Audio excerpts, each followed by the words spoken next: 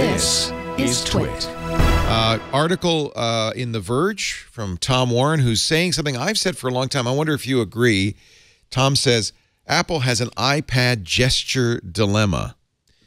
And this is dead on. I think so, too. When the iPhone 10 came out, I said, uh-oh, you got a problem because you have basically two different user interfaces. No home button on the iPhone 10. And actually, as I use it, I've become a real advocate of the iPhone 10's user interface. For one thing, I love the idea. Let me unlock it with my face. Come on, you know me.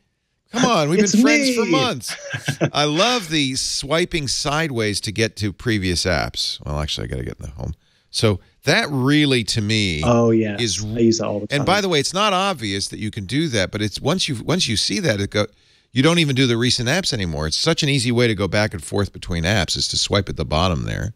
Sometimes I'll go a ridiculous amount even. It's like I would have gotten there faster had I just gone to my home screen, but it's like swipe, swipe. There's just something very delightful about that. And Leo, I think this is like on two fronts. You have a point there about iPhone 10's, I feel, brilliant gestural system versus iPad Pros, but also iPad Pro has its own gesture issues regardless of iPhone and iOS, because I remember when, again, my colleague Serenity Caldwell put out this huge guide on how to use all the fun new stuff. Yeah, there's all these. When iOS 11 came out, the swiping up and the swiping over and they completely. I still don't know how to do split screen practically. I can't. Half the time I give up.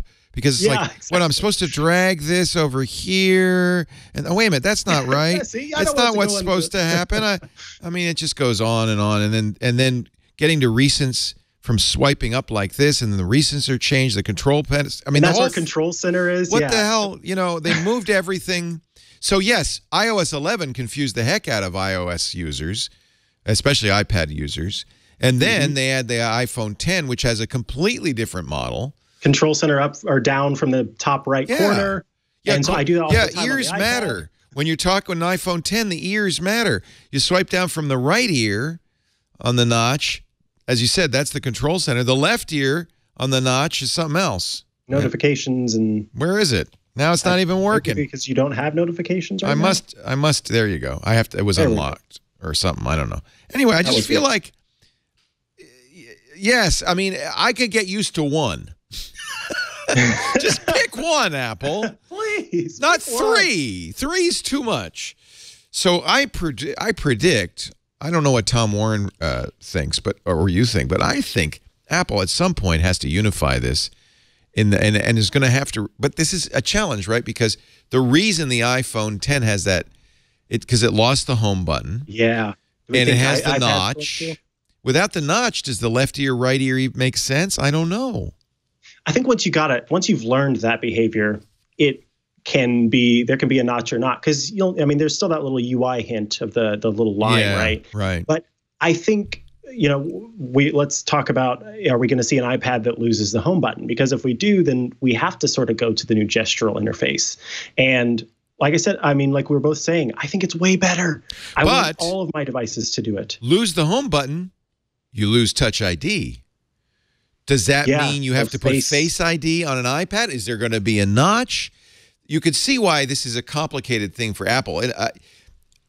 One would think a company like Apple would be planning ahead and unlikely to paint themselves into a corner, except that's exactly what they did with the Mac Pro and admitted. So it may be that they have inadvertently painted themselves into a corner, that they can't get rid of Touch ID on the iPad because they don't want to add Face ID to the iPad. They can't. If you put a fingerprint reader on the back, you're going to make a lot of people who use cases confused. I guess you could put a hole in the case. I don't know. I think there's no reason not to add Face ID to an iPad. And the reason why I say that is because Face ID is more than just Face ID. Here's the problem. I'll tell you why. I agree. There's a lot of advantages, but the iPad is routinely used both in portrait and horizontal mode. Where do you put the notch?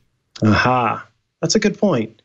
I guess it'd have to stay where it was, and they would have to do better about the sideways face recognition. In either mode. Yeah, it'd have to work in either mode. They're going to have to invent sideways face recognition because you don't have bezels on the iPad. You don't have enough bezel on the top and the bottom to put it there, so you're going to have to put it where the camera is, right? That would be logical. But then, as it stands now, if you try to do face recognition sideways on an iPhone 10, it doesn't work. Correct. Now, I don't know what the exact sort of hardware/software limits are to that. If it's the dot projector, then in theory, they could just make it so that the dot projector worked in both modes, or maybe even had 2 dot projectors because they've got more room on an iPad. Who knows? I bet they can do it. And by the way, there's enough bezel you wouldn't have to have a notch on an iPad. You could just put the face stuff up here where the camera is right now. That'd be okay, right? Yeah. I would love to see the new UI. But remember, the iPad is all about this dock. I mean, are you ready in iOS, what is it going to be? I guess 11.4 to have another completely new interface on the iPad? That's true. Is it time to already move on? Yeah, we just locked into this. Yeah, that's a good point. I mean, I think all of that considered, there may be a case made for the iPhone 10 UI to go back to the old. Oh no, that's not going to work. Not without a home button.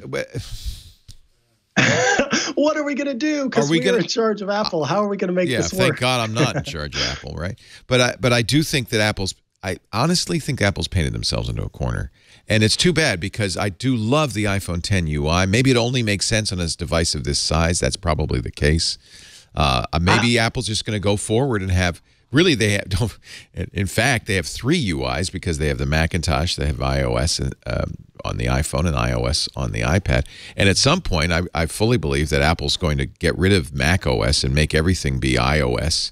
And at that point, you really need to put more desktop-like capabilities in iOS for the iPad. And I think maybe you do see a fork in the road that continues between the iPhone and the iPad.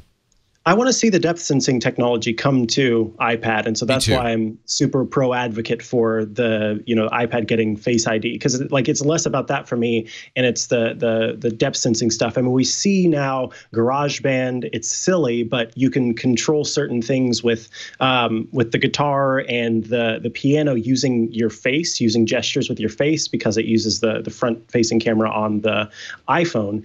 And those are things that make more sense on the iPad, in my opinion. And so I could see that very easily coming to the iPad.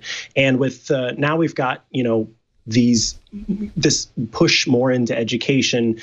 There's so much little kids, using their facial expression to control things on an iPad as they're learning, as they're maybe, going through a storybook or something like that, and the character in the book responds to the way that their face is moving.